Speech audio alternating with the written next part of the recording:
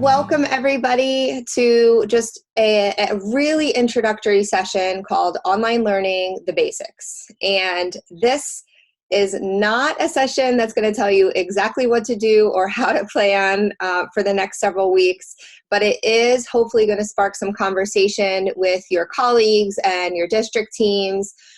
Hopefully it will give you a lot of considerations. That's kind of the theme throughout the next hour, are considerations that you can make when you're planning for this instruction online. So my name is Lyn Hilt, and I'm a program administrator at IU14, and I work for the Office of Professional Development and Curriculum, and our team has been busy kind of amassing these resources for our county educators.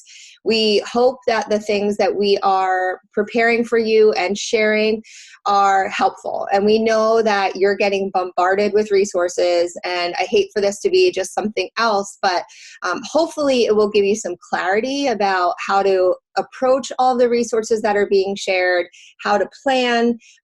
This is what we hope you get out of today. So the why we're here question is something I always start with.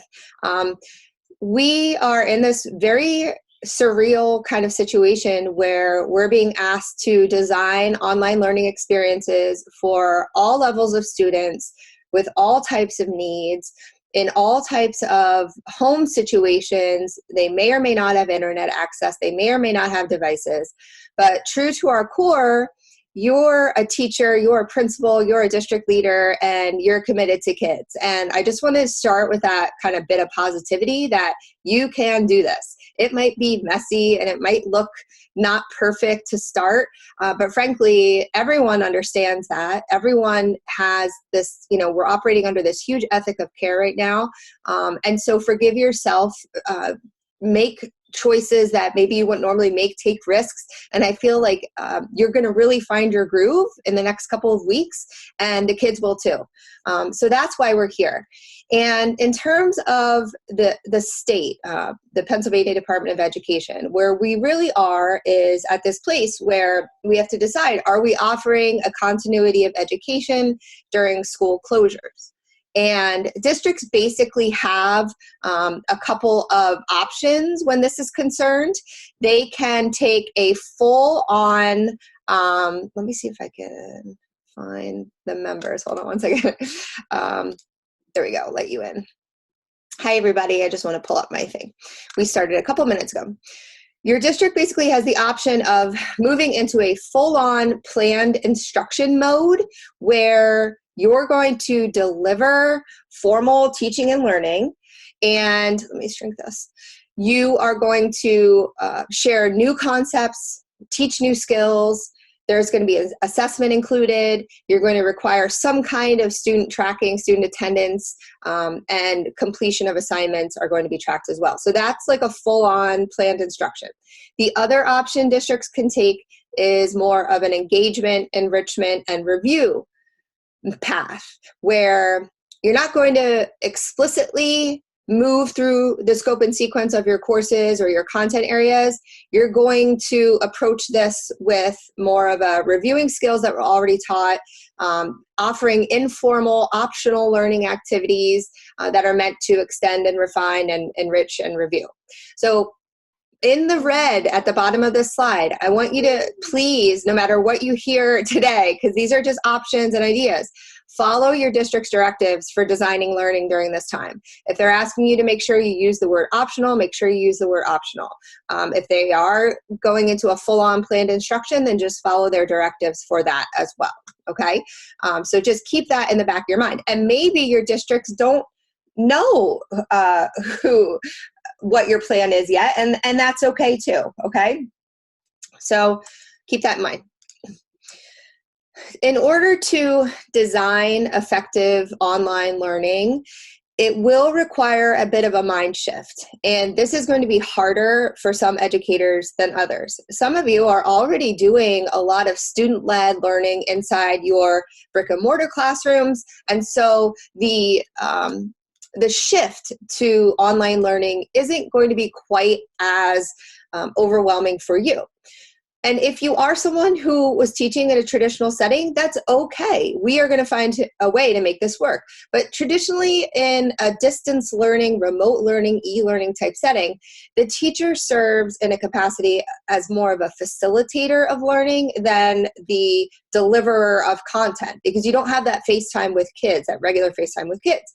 You are someone who is doing assessment in a totally different way. You might not be giving full-blown quizzes and tests and things like that, but the feedback loop is really important, and we're going to talk about that as well. For students are going to need to learn to be more active participants in their learning. This is one thing we're struggling with right now at my house, and full disclosure, I have a 4-year-old and a 7-year-old. My 7-year-old is a first grader, so he's been given some optional learning and extension activities, and he's not quite to the place where he's feeling motivated or compelled to do that. And this is natural. This is not anything against any child in particular. They have been accustomed to a certain way of learning, and now this is a shift for them. A lot of the online learning experiences that are powerful ask kids to be creators versus just consumers of content. There will be times when they're consuming video or reading content online as well. And we're hoping that through this experience, kids really learn to build up their self-assessing skills. So able to think critically about their work and about their learning and reach out if there are any issues to the teacher. Resources are going to look different in an online space. So you're going from just-in-time resources, here we are in 5th period, here's what you need today, to resources that could be available anytime. If kids are online and they have access, the world is there for them through a Google search. So we want to make sure we're helping them curate really important resources too. And it doesn't have to be anymore a situation where one size fits all. Because of the wealth of resources that are out there, we can differentiate, we can increase student voice and choice in this space. The learning environment is going to look different. You might be moving from a synchronous learning environment where everyone's on the same page at the same time, face-to-face with one another, to asynchronous. You're going to be going from a closed book scenario to, again, an open book. So consider, no matter what you assign, students could have the opportunity to find resources to help them learn it pretty much anywhere. And rather than a standard plan of attack, things might look a little bit dynamic. They might look a little bit messy in that space, and that's okay. So these are some of the things we want to wrap our heads around as we are designing. So my first piece of advice would be for you to think about your home, your online learning home. Where is that safe space, that reliable space that people are going to go to, that students and families can rely on to find resources? And it's going to be a really friendly place too. It's got to be a really friendly place. So where are kids going to go? They might go to a learning management system. They might go to Canvas. They might go to Schoology.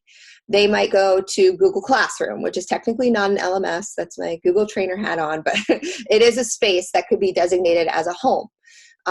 If you're not using one of those platforms, especially I think of early elementary, you might not have your students inside one of those platforms. That's perfectly fine. And again, you're following your district's directives on this, but even something like a teacher website, if you have a teacher website assigned to you through your district websites, you could take advantage of that. Or a Google site, if you're a Google for Education school, or even if you have your own Google account. It could even be just a shared Google Doc or a shared set of slides that you add to each week. It doesn't, or an Office 365 sharing situation. It doesn't have to be this full-blown LMS. The important things are that it has to be comfortable and familiar and reliable for students. Now, those of you who already had something in place before the school closures, this might be a no-brainer for you. You might send your kids to the LMS they've already gone to, and that's an advantage that you have over districts who didn't have something like that in place. So here is how simple it can be. Here are some examples of homes. My son, I created a home for him and I use Google Slides. And again, this is a first grade example. So he has some options each day based on where I want him to go and check out some things. These are recommendations from his teachers as well. The accounts are set up on his school end for a lot of these. And so I just took a little screenshot of the logo, pasted it on a slide, and I linked it to the web. So when he knows that it's work time, he pulls up his work choices slide first thing. Like he just knows that's his home, that's where he goes. And I can change those up anytime. Another example is linked here from a middle school, a sixth grade group, and they were using, and I did link throughout my slides, I link all of the examples of things out to the originals on the web. So I believe this is from Lakeside Middle School. You can create something like this. This is a weekly activity for students in sixth grade based on content area designation. So you can go in there and it kind of looks like a checklist is what it is. And sometimes a checklist is a perfectly acceptable home. And they even include their encore classes and options they have from there as well.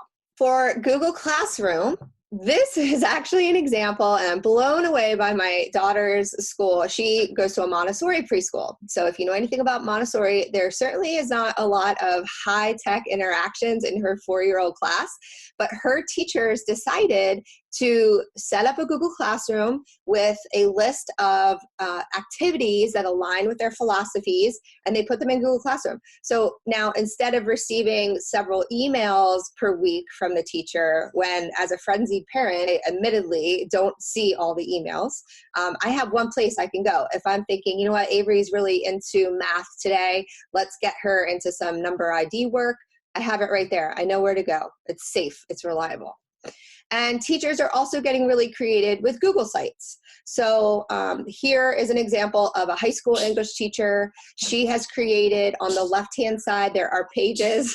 That's my daughter sneezing in the background. This is real life, people. This is, you know, we're all living it. There are pages for each of her classes, for her newspaper club, and then she's got built-in things like video you can embed, links to resources, probably links to a Google Classroom if that's how she's managing distribution of assignments. So that is another example you can check out as well.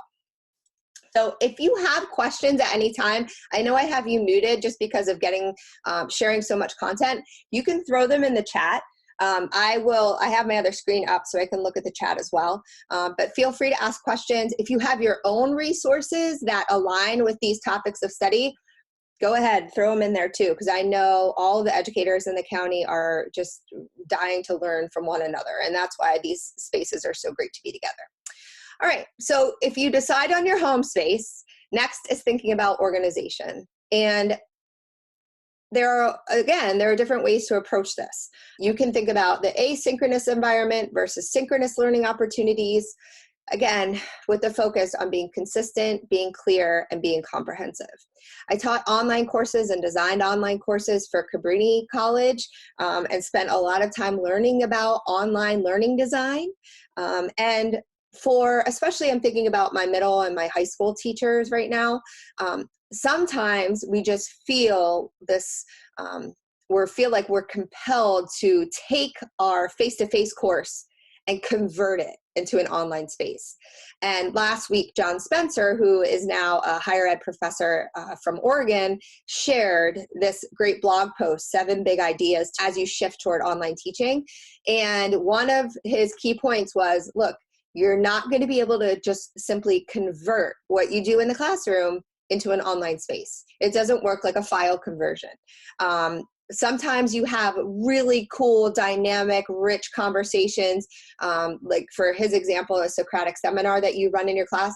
That is really hard to replicate in an online space. It's not impossible, and the more fluent you get with the tools, you're going to figure out great alternatives. But don't limit yourself to thinking about taking your online course or taking your face-to-face course and just converting it into an online space. Think about how you can think differently about that. So when you're deciding about your online learning, do you want to present it in a way that is asynchronous or synchronous. In an asynchronous environment, you're providing, as the facilitator, as the director of learning, directions for students, activities, assignments, and expectations. You're relying on that home base to get everything shared. And students are basically completing activities according to your expectations. They might be submitting things, they might be taking little online quizzes, or whatever it is that you have designed. But they're doing it on their own time. They might be aligned with your schedule of due dates, but they're, if one student wants to work at 7 a.m. and one student wants to complete it at 3 p.m., that's fine. In a synchronous environment, students are actually tuning in on a specific day at a specific time to view instruction of some kind. Maybe it's the teacher delivering some content, or they're being asked to collaborate live in real time. Now, there's pluses and minuses to both of these, and sometimes a blend is the perfect combination that you're looking for too. But the flexibility of an asynchronous learning environment really makes it a great place to start. So again, everyone is at a different comfort zone and different space right now. Where are you the most comfortable? Where do you feel like your students would be the most comfortable? Which activities that you have planning are naturally lending themselves to asynchronous versus synchronous? I do like this chart in terms of thinking through the options. We have seen a lot of teachers connecting with kids synchronously for that community piece and staying in touch with one another, relationship building, and I think that's really important. We'll talk about that. But as you're thinking about the learning environment, what makes the most sense for you? My advice and the advice of others in our department, as we talked about this, for ease of transition to this space, if your students are not accustomed to reporting to an online space to learn, it is probably best for you to think about designing asynchronous learning activities at this time. That is just a recommendation. Again, follow the advice of your district and the plan of your district, but that is the advice and a recommendation of our team.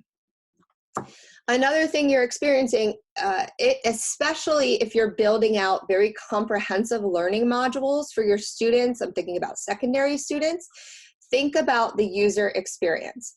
We've been building the distance learning website from the IU and also the Core Connections virtual website, and those websites have gone through a number of iterations because we're constantly thinking about, are these topics and are these links accessible? Are they easy to find? Is there a good flow in the website? Is the design helpful for learning, or is it inhibiting learning? So that's one thing you want to learn about a little bit more if you're doing some more high-level design for your online courses. And there's a great video, again, by John Spencer shared there that you can check out after the fact. So thinking about design, thinking about your home space and organization, are these things clear? Where are kids going to go to find information? What types of information are they going to have in a feed, for example, or a home stream? Are things going to get lost there? I think about Google Classrooms. I think about old Google Classroom, how everything populated to the stream, and it got to be a little bit overwhelming, in my opinion. Where do students find new assignments or activities? Where are they going to go to get links or to find video? Are students aware of the process they should use to submit work? Do students know, or how will they be alerted when new content is shared? That's one thing it's easy for kids to miss new things if there's not a consistent organization in place to update the audience when something new is added. Is there a built-in way for students to communicate with teachers? And maybe that's as simple as an email service. If your district already has student-to-teacher email set up, then that's likely something they could rely on. And is there a way for students and peers to communicate with one another in a safe, collaborative way? So those are considerations when talking about user interface and build out. Different examples that are out there, an example of a course inside Schoology. So in Schoology, and I'm not going to dive into the specifics of different LMSs, we're going to have different mini sessions on those, but teaching kids about the navigation, teaching them about the left-hand side in this instance where they can go to those menus to find different things. There's a materials list at the bottom. So if I'm working in that space, there's a calendar on the right-hand side. I'm getting notifications, helping your students, especially if they've never been in this LMS before, and this is something new you're bringing on for online learning, helping them get comfortable with the platform. In Canvas, there are navigation menus in every platform, teaching kids where to go, what the dashboard is, where to find their courses, where to find their grades if you're going that route. Just finding, and these things already exist online. There are Canvas tutorials for students, Schoology tutorials for students. If you want to make your own screencast and just give them the most important information based on your platform, I think that's a great move as well. Or if you want to team up with others in your district to do that, or work with your instructional coaches to get that done, I think that personal touch is really important too, because remember, parents are learning this as well for the first time, many of them. So let's talk about schedules. This is a huge thing that sometimes we take for granted in a face-to-face setting, because schedules are established and we run with it. But in an online space, think about schedules that are developmentally appropriate and manageable for families. Many of you probably have seen the Pinterest schedules going around and, hey, this is a great schedule to run your day. Well, if I couldn't do it, guys. I can't do it right now. We're swamped with work. My husband is busy. He's a tech director in a district.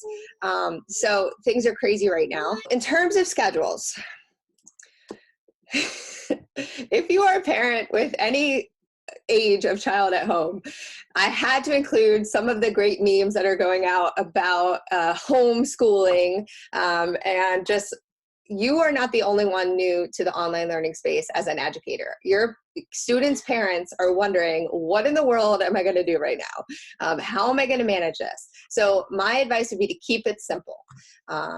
Keep it simple to start. As kids get more fluent, as families get more adept, we can start to make things more complex to ramp up the learning, but to start, keep it simple. So schedules-wise, here are some great considerations and things to think about. What is the appropriate amount of time to be given for students to complete assignments? Are you going to require assignments due a day later, or the next day? Are they going to get multiple days? Are you going to run like on a weekly schedule? Are you going to plan by day or plan by week? Are you going to have just flexible task lists that kids can work through?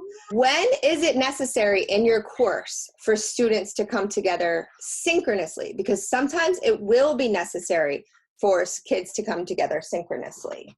The question that everyone has been thinking about, what accommodations will need to be made to make sure students can submit work successfully, reasonable and appropriate accommodations at this time. Will you offer any kind of office hours in your schedule?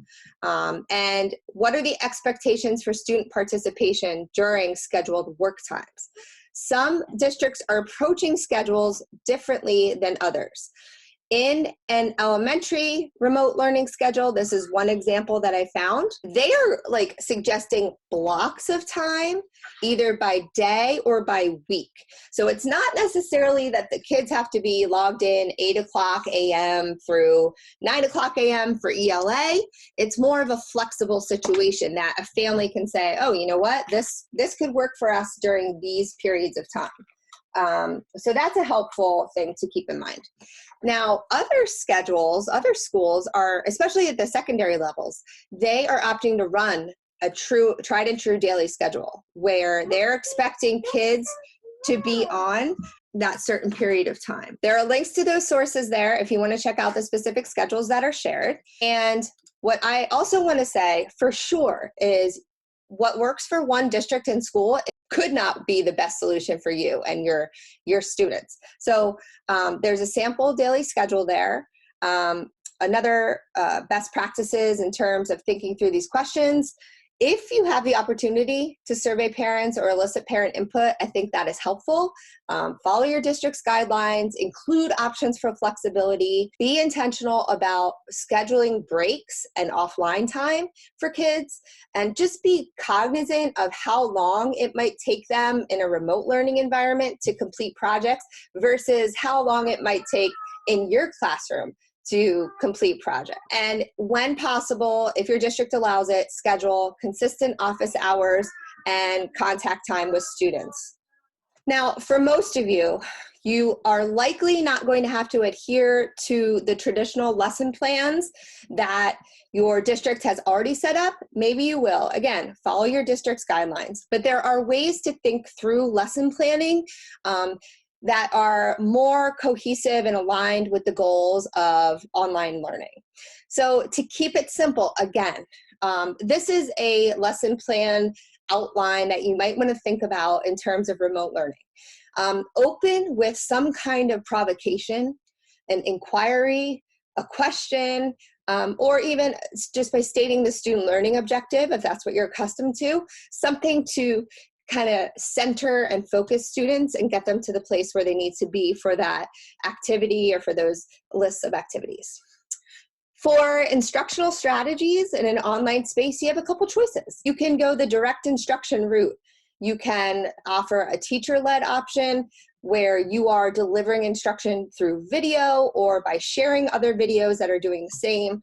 You might write out directions or write out some content explorations on your home space and think about asynchronous or synchronous. For indirect instruction, you might provide a series of content explorations that students can go through.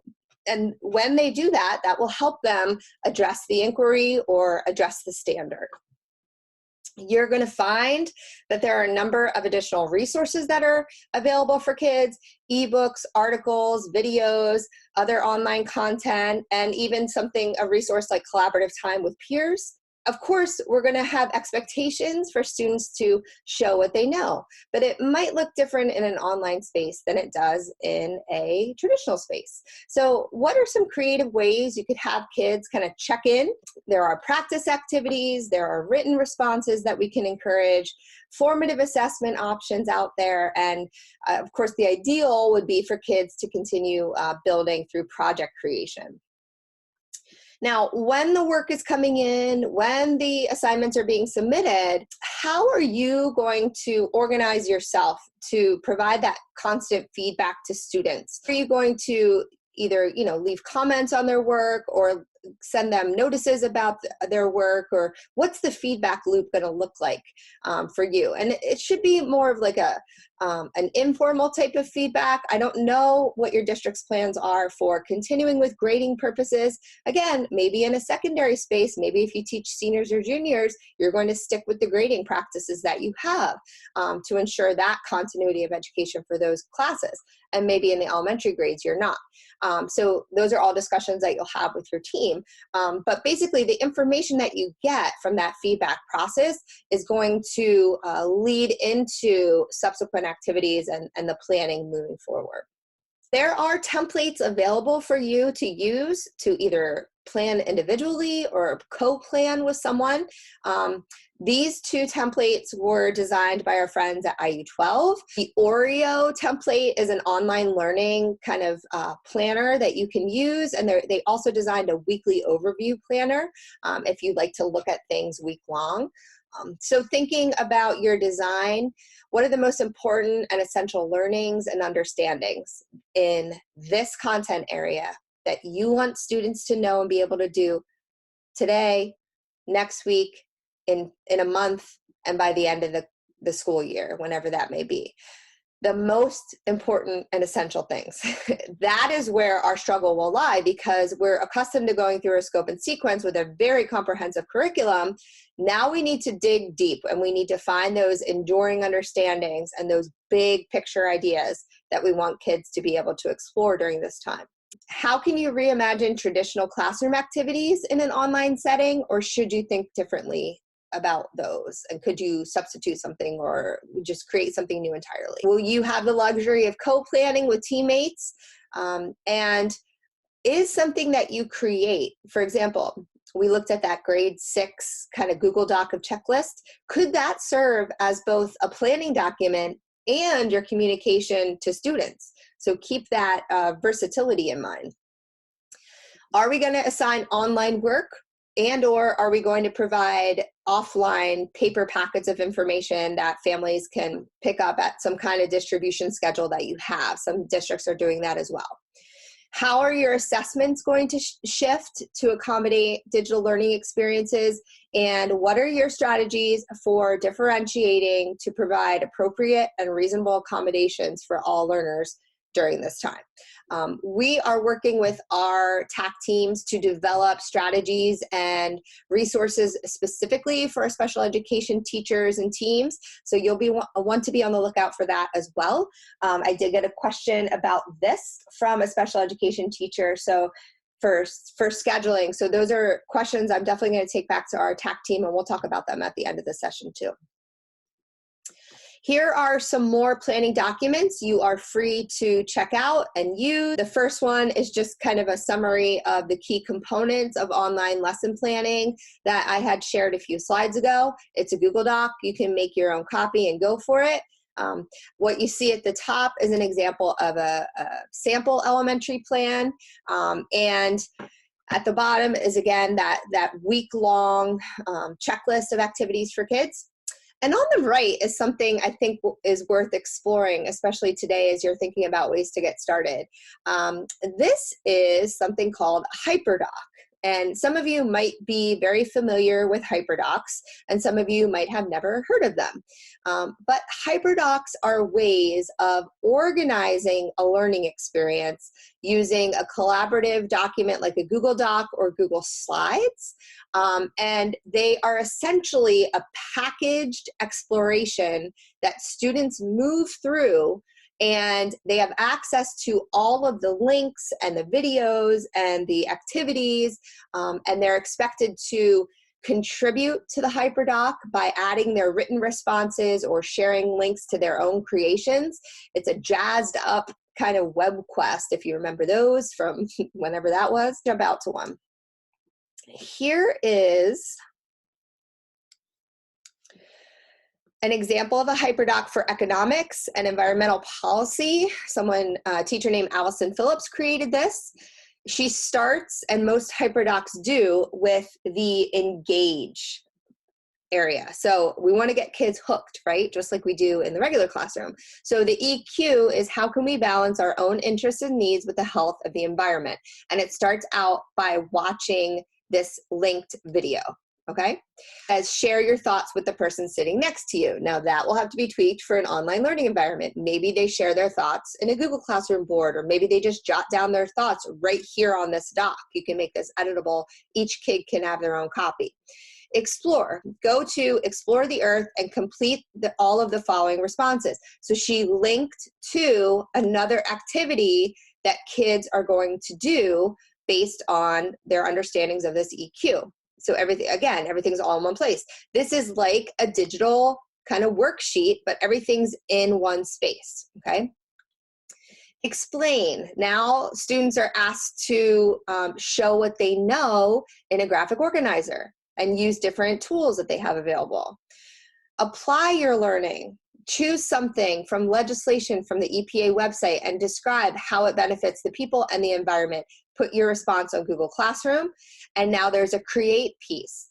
This is not something that kids are doing on a Tuesday. This is a multi-day experience that they're going through. It's perfect for transition to an online learning environment.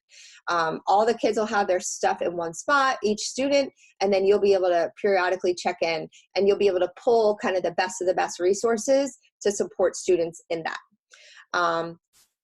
There are other examples here. Here's one about commas. So the sexiest of all the content areas, grammar. So here are some specific rules about commas. Here's a image prompt to make comma work a little bit more fun. And use the rules that we learned about to write sentences pertaining to this image, which makes me laugh. So those are available. Here is a link. It says find samples here. There are samples for HyperDocs for lots of different content areas. Within each content area, there are shared Google Drive folders with templates that teachers have given permission for you to view, make copies of, and use for your students.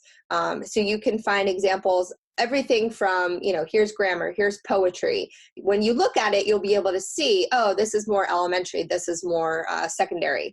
So those are available to you if that's something you're feeling comfortable with. But I just wanted to share that because even though it is kind of like next level, it's something that you can strive for, or even just incorporate one of them maybe sometime this month and see how the kids like it, and see how it goes for you. We added this kind of graphic organizer to our learning space, to our educator resources. But as you're thinking through, start with the home. Find a space where kids are comfortable. Start with some kind of provocation, question or wondering, or student learning objective.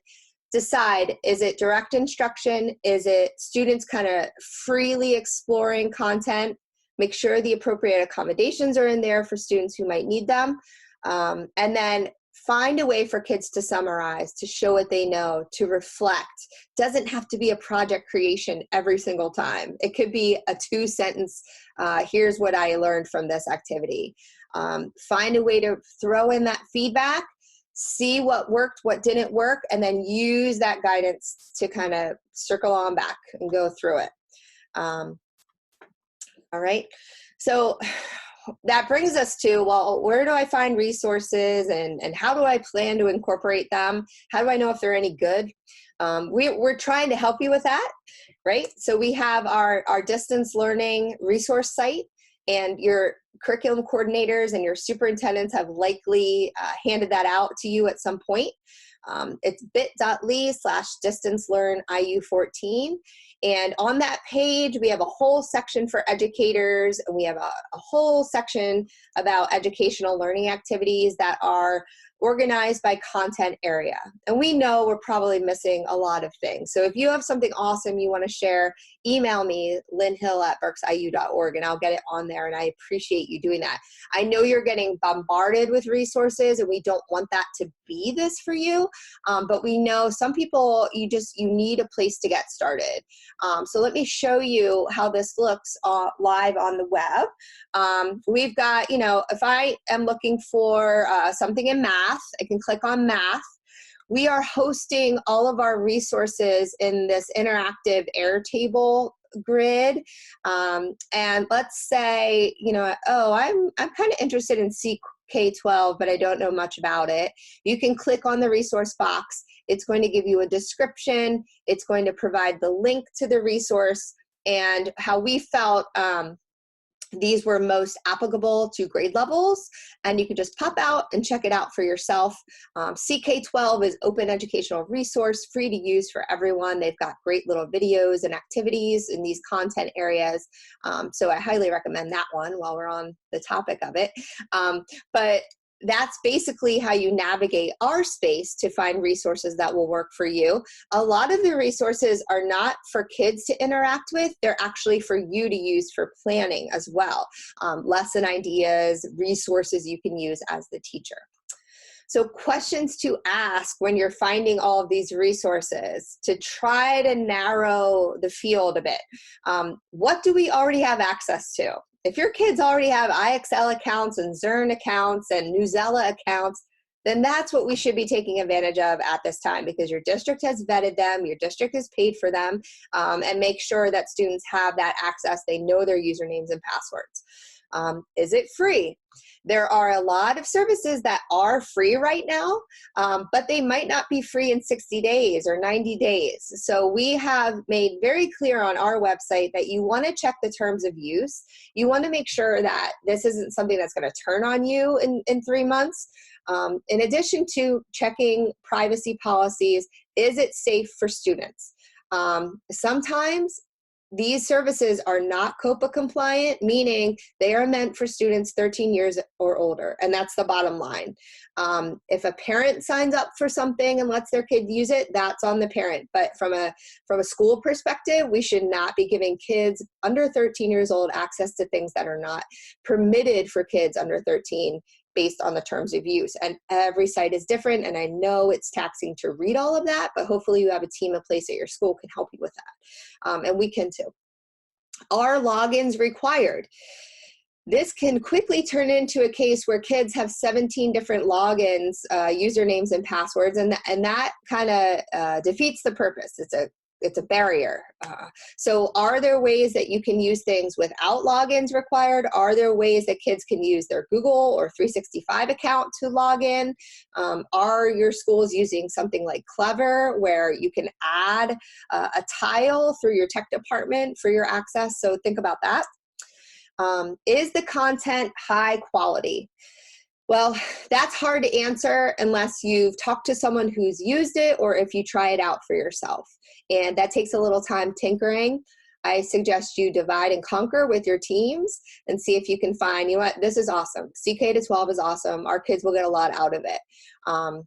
So as you're doing that though, less is more. Don't send them to 17 math sites. Don't send them to 8 ELA sites. Try to, as best you can, be consistent and streamline that process. Does the tool have built-in feedback options or built-in assessment options? Because it's great if students can complete a series of activities and then do a little quiz at the end or do a little check and you get instant feedback on that. And can parents get updates on how students are doing too? And is there student choice involved in using the resource? Are there like menus of options that students can go through and kind of choose what they want to do? Because that's very motivating for kids, especially in this type of learning space. And importantly, equity and accessibility. Right off the bat, we're going to have kids that don't have access to the internet at home. That's just bottom line. So we have to start thinking about that as district teams, how we're going to approach that. And in the meantime, the tools that you are providing to kids who do have access, are there accessibility options? Like, can we get text to speech? Is there text magnification? Are there highlighting tools built in? There are some real winners on the distance learning page under supporting learning differences. There are a lot of Chrome extensions and accessibility tools we can help kids use to have greater access to the content that we're sharing. There are so many things out there. Consider the levels of student engagement that it offers. Consider your students, their strengths, their needs. Is video going to work for them? Do you want to use something like Flipgrid? Would you rather stick to writing submissions, so using 365 or Google Docs or Google Classroom, or something like Padlet where they can add little sticky notes? For your littles, Seesaw is very user-friendly, so think about that. Are there gamification elements like quizzes can be very motivating for students and they can go through at their own pace as well. What is most important to consider when you're supporting your learners? Not the school across the street, not the school in Montgomery County or in Texas. What's going to work for your kids? When we're in this space, we have two more points before we wrap up. One is the difficulty and yet the huge importance of creating communities of learners online. So we can't let that relationship piece fall away because we are now in an online environment. So one thing that you can do is just be present as possible, given your circumstances. As you saw, I had my husband kind of whisk my daughter away. I was not able to be present in that little time when she needed help. So I need to make an adjustment, and you'll make adjustments too. But our students need to know that they can count on us. Whether that means you reply to their email in a timely manner, or whether you host office hours, or whether you use snail mail and you send the kids a postcard and say, hey, what's going on?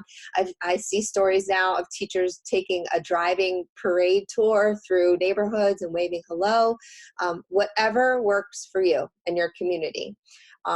We want to set really high expectations for kids during this time, but we want them to know that ultimately we care about them as people and as humans, and that we miss them and that we love them, and that we care about their families, and we know that they are dealing with people who are sick, and that who are at risk of becoming sick. And so, yeah, academics is so important, and we are here for that, but we're also there for them as people.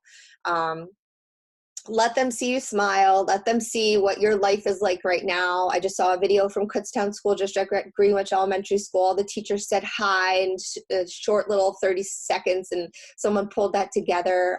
Just get creative. Share hello videos. Send little updates through Flipgrid. If you want to and you're comfortable, hold synchronous meetings, not for any academic purpose, just for a relationship building purpose. A lot of schools at the secondary level are continuing with advisory periods, and they're bringing their advisory teams together on scheduled dates and times, and that is something that we can't let fall to the wayside just because we're moving to an e-learning space. And again, I'm speaking from a parent perspective now and also an educator perspective. With all of this going on, how will you keep parents and families informed? What are your strategies going to be? What are your district strategies going to be? Communication should be consistent. It should be informational, but it should not overwhelm families. There are days when I get anywhere from 5 to 8 emails from our district, and that's helpful for at sometimes, and it's overwhelming at other times. Is there a way you can streamline that, be consistent with that? Can you offer personal communication through phone calls or video calls?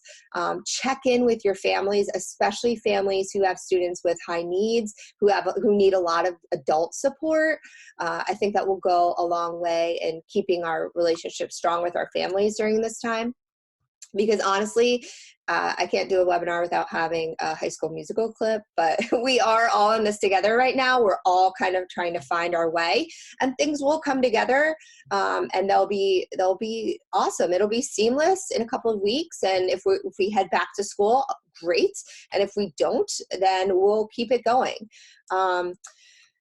Again, I'm going to address some questions here that are coming through.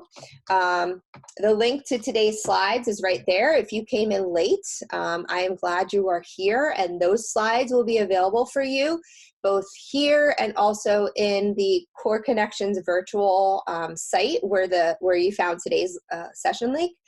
So you can have those slides. Again, go to our Core Connections for Virtual Learning website.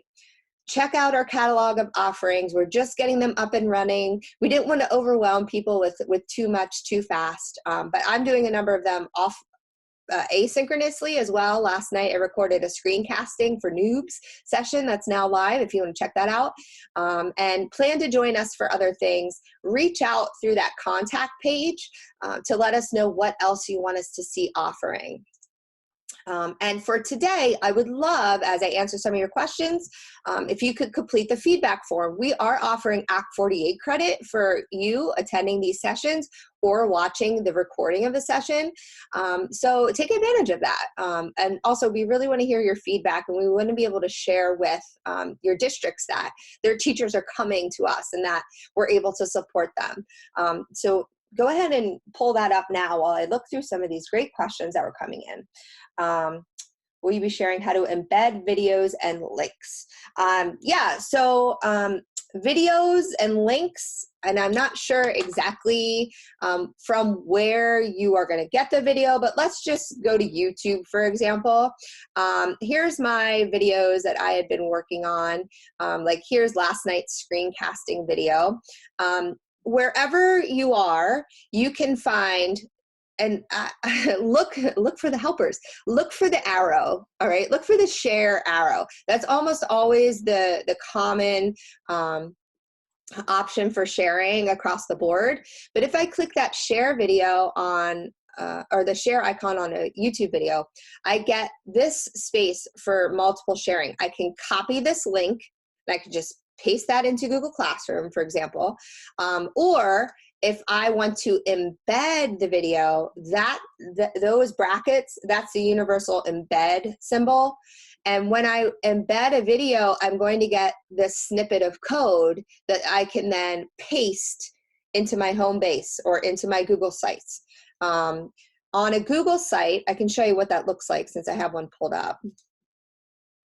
Again, it's hard to answer this question without showing you, without knowing your specific platform. But when I'm in a Google site, for example, if I just double click this, there again, there's the magic brackets, click embed, you can embed just a link on a Google site or embed code. This is where that's not the code. This is where I would paste that code. So I'm going to copy that code. I'm going to go to my website. I'm going to paste it. Okay. And then I would click next and it would go into my site. Every platform is a little bit different. So if whoever asked that, if you have a specific question, you can reach out to me or email, or we can chat after this is over if you'd like. All right. Let me see what other questions we have. I'm a reading specialist. I meet with small groups or individually every day. My students are not accustomed to going to Google Classroom, and I'm new to a lot of this. Yes, so the question is, how do we support families in this? Because my students are not accustomed to doing this. And if you're a reading specialist, if you're a Title I teacher, if you're a learning support teacher, you're accustomed to meeting with small groups of students every day. Things might look a little different in this space. On our distance learning resource page, we have a section for parents. And you could actually head to that section if you are looking for specific resources for parents, because we do give some examples here of things teachers can do at home with their student, or parents can do at home with their students. But we also have links like this, the Guardian's Guide to Chromebooks. Maybe a parent needs a refresher or a tutorial on what a Chromebook is and how it even works. Here is a wonderful resource that will meet your needs, the Parent's Guide to Google Classroom. So this is already created.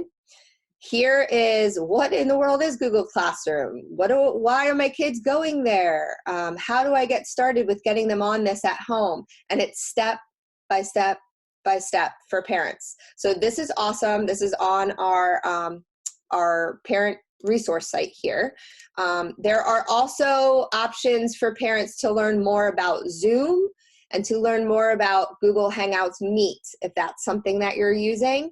A quick start guide. So especially if you are going to keep running small groups and parents need to know how to do this, a lot of those resources are available there for them. If you're looking for a specific parent resource that is not here, reach out and we'll look for it for you, okay? Hi, I'm an elementary music teacher. We'll be using Google Classroom. Do you have any recommendations specific to specialists?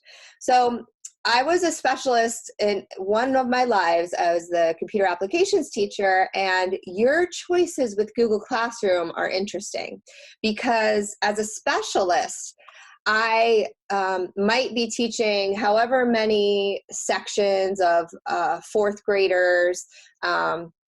You know, it might be 5 sections, it might be 11 sections, it might be 2. How do you want to set up classes? That should be your first decision. Do you want to create a class for each grade level? Do you want to create a class for each instrumental type? Do you want to create one class for all 6th graders because they're all going to be getting the same thing? My gut would be if I'm teaching 6, 7, and 8 music theory, to create a 6th grade music theory, because they're going to get different content than 7th grade music theory and 8th grade music theory. If I am teaching 4th graders in 3 different buildings, all the same thing, I'm going to create a 4th grade Google Classroom for music and just keep that consistent. And that's assuming they're getting the same types of content and experiences. That would be my advice from a specialist standpoint. I hope that helped answer your questions. The other things would be for specialists, If your kids, well, if you have to use Google Classroom, then that's super. But Google Classroom is not an LMS. I want to repeat that.